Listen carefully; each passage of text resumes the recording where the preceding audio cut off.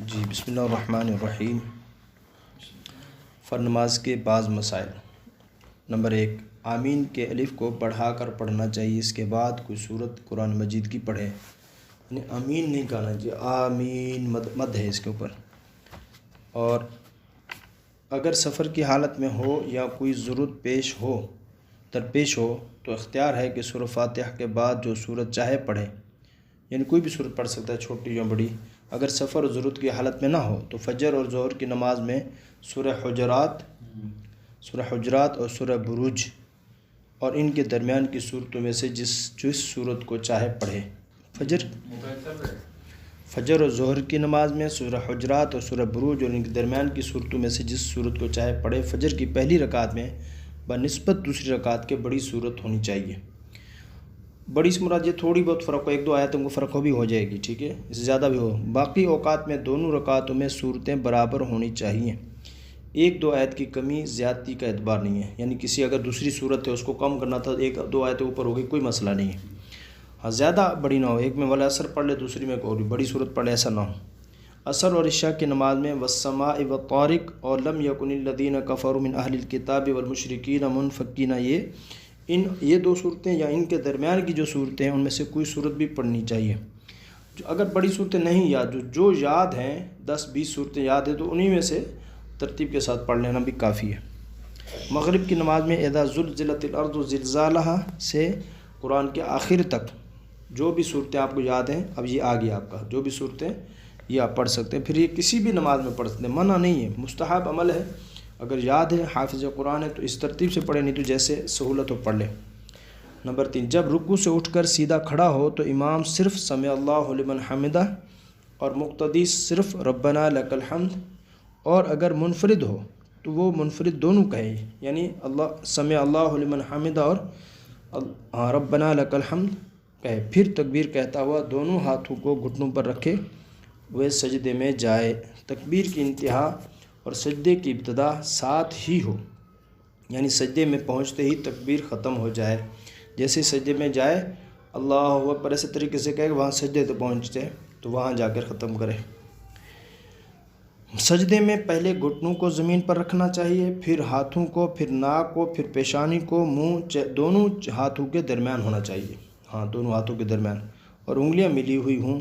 قبلہ کی طرف ہونی چاہیے، اور دونوں پیر انگلیوں کے بل کھڑے ہوئے اور انگلیوں کا رخ قبلہ کی طرف ہو، اور پیٹ زانوں سے علیحدہ اور بازو بغل سے جدا ہو۔ پیٹ زمین سے اس قدر اونچا ہو کہ بکری کا بچہ، چھوٹا بچہ درمیان سے نکلنا چاہے تو نکل سکے، یعنی اتنا نہیں، سجدہ تھوڑا سا آگے کر کے ہلکا سا، اور بکری کا بچہ مطلب یعنی کہ کھڑے ہو کے گزر جائے، اتنا زیادہ اوپر کو بھی نہیں ہوتا، وہ عام طور پہ جب کہیں سے گزرتا ہے تو جھک کے گزرتا ہے، یعنی جگہ ہو اگر وہ گزرنا چاہے تو۔ نمبر 5، فجر، مغرب، عشاء کے وقت پہلی 2 رکعتوں میں سورہ فاتحہ اور دوسری سورت اور سمع اللہ لمن حمدہ اور سب تکبیریں امام بلند آواز سے کہے، اور منفرد کو قرأت میں تو اختیار ہے، مگر منفرد یعنی اکیلے جو نماز پڑھ رہا ہے، مغرب کی نماز ہے، فرض ہیں، سنتیں ہیں، نوافل ہیں، عشاء کی نماز ہے، عشاء کے فرائض ہیں، واجبات ہیں، سنتیں، جتنی بھی نمازیں اکیلے اگر پڑھ رہا ہے تو مغرب، عشاء، فجر، ان تینوں نماز میں اس کو اختیار ہے، آہستہ سے پڑھے یا جہراً پڑھے۔ امام ان 3 نمازوں میں پہلی 2 رکعتوں میں آواز سے پڑھے گا، باقی آہستہ پڑھے گا، اور مقتدی ہر وقت تکبیریں وغیرہ آہستہ کہے گا، جو مقتدی ہوگا وہ آہستہ کہے گا، امام بآواز بلند کہے گا۔ نمبر 6، بعد نماز ختم ہو چکنے کے، یعنی نماز جب ختم ہو چکے تو دونوں ہاتھ سینے تک اٹھا کر پھیلائے اور اللہ تعالیٰ سے اپنے لیے دعا مانگے، اور امام ہو تو تمام مقتدیوں کے لیے بھی اور ساتھ دعا مانگے۔ دعا مانگ چکنے کے دونوں ہاتھ منہ پر پھیرے۔ مقتدی خواہ اپنی دعا مانگے یا امام کی دعا سنائی دے تو خواہ سب آمین کہتے رہیں۔ البتہ یہ کہ جو امام ہے اس کے لیے جن نمازوں میں فرضوں کے بعد سنتیں ہیں اس میں تو آگے منہ کی مختصر دعا کر کے ختم کر دے تاکہ لوگ سنتوں میں مشغول ہو جائیں۔ جن نمازوں میں جیسے فجر ہے، عصر ہے، جن کے بعد سنتیں نہیں ہیں تو ان نمازوں میں مقتدیوں کی طرف منہ کر کے بیٹھے اور شمال کی طرف کر کے بیٹھے، تو یہ روایاتیں ثابت ہیں، بیٹھ کر پھر دعا مانگے جن نمازوں کے بعد سنتیں ہیں جیسے ظہر ہے، مغرب ہے، عشاء ہے، ان کے بعد بہت دیر تک دعا نہ مانگے بلکہ مختصر دعا مانگ کر ان سنتوں کے پڑھنے میں مشغول ہو جائے۔ اور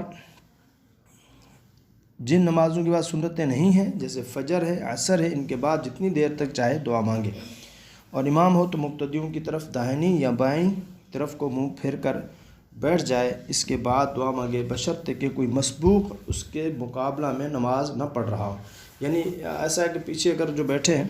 پیچھے جو لوگ ہیں ان میں سے کوئی ایک نماز ابھی تک پوری کر رہا ہے، اس کی رہ گئی تھی 1-2 رکعتیں، اب ان کی طرف منہ کر کے نہ بیٹھے۔ بہت دفعہ ایسا ہوتا ہے کہ جو اگلی صف میں نماز پڑھ رہے ہیں اس نے نکلنا ہوتا ہے، جلدی ہوتی ہے اس کو، پچھلے نماز پڑھ رہے ہیں تو اس کی طرف منہ کر کے کھڑے ہوتے ہیں۔ کل میں کہیں نماز پڑھتا وہیں منڈی اور مسجد ویسے کھڑا، تو اس کو میں نے منع کیا بھائی منہ ادھر کر لے، تو منہ نہیں کرنا چاہیے۔ یہاں تک کہ بعض علماء نے لکھا ہے کہ یہ جو سترہ رکھتے ہیں نا، سترہ کہ نماز کے آگے سے جو گزرے اس کے جو سترہ رکھتے ہیں اس کو بالکل ناک کے برابر نہیں رکھنا چاہیے، اس دائیں آنکھ یا بائیں آنکھ کی طرف مائل ہو، بالکل سیدھا نہیں رکھنا، یعنی اللہ کے مشابہ ذرا برابر بو بھی نہیں آنی چاہیے، چاہے جائے کہ سجدے کرتے پھریں، چاہے جائے کہ قبروں پہ جھکتے پھریں۔ اب آج کہیں ایک مجلس لگی ہوئی تھی، محفل لگی ہوئی تھی کچھ حضرات کی، تو وہاں ایک بندے جو بزرگ بیٹھے تھے ان کے سامنے سجدہ کر رہے تھے، دیکھی ہوئی بات ہے، یعنی ویڈیو چل رہی تھی اس میں سجدہ کر رہے تھے۔ تو ایسا جب اللہ کے سامنے سترہ رکھتے وقت اتنی احتیاط کی ضرورت ہے کہ جس سے جو ہے اللہ کے ذرا برابر مشابہت بھی نہ ہو۔ تو اچھا جی، بعد نماز فرض نمازوں کی بشرط کہ ان کے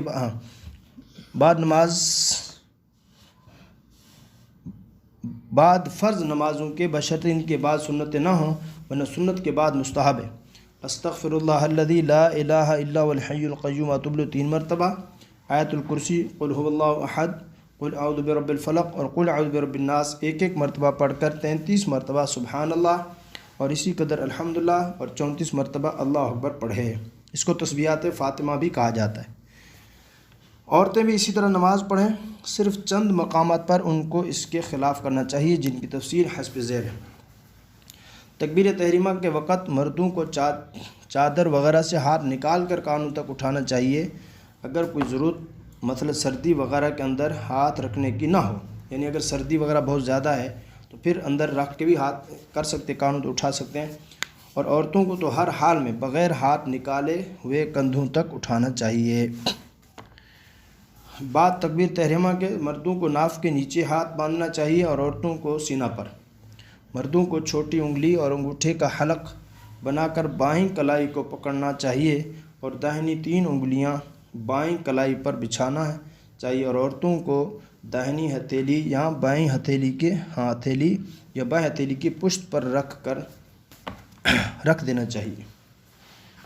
حلقہ بنانا اور بائیں کلائی کو پکڑنا نہ چاہیے۔ مردوں کو رکوع میں اچھی طرح جھک جانا چاہیے کہ سر اور سرین اور پشت برابر ہو جائیں، اور عورتوں کو اس قدر نہ جھکنا چاہیے بلکہ صرف اسی قدر جس میں ان کے ہاتھ گھٹنوں تک پہنچ جائے، بالکل یوں سیدھا، تھوڑا سا ٹیڑھا ہو جائے۔ مردوں کو رکوع میں انگلیاں کشادہ کر کے گھٹنوں پر رکھنا چاہیے اور عورتوں کو بغیر کشادہ کیے ہوئے بلکہ ملا کر رکھنا چاہیے، ٹھیک ہے۔ اور مردوں کو حالت رکوع میں کہنیاں پہلو سے علیحدہ رکھنی چاہیے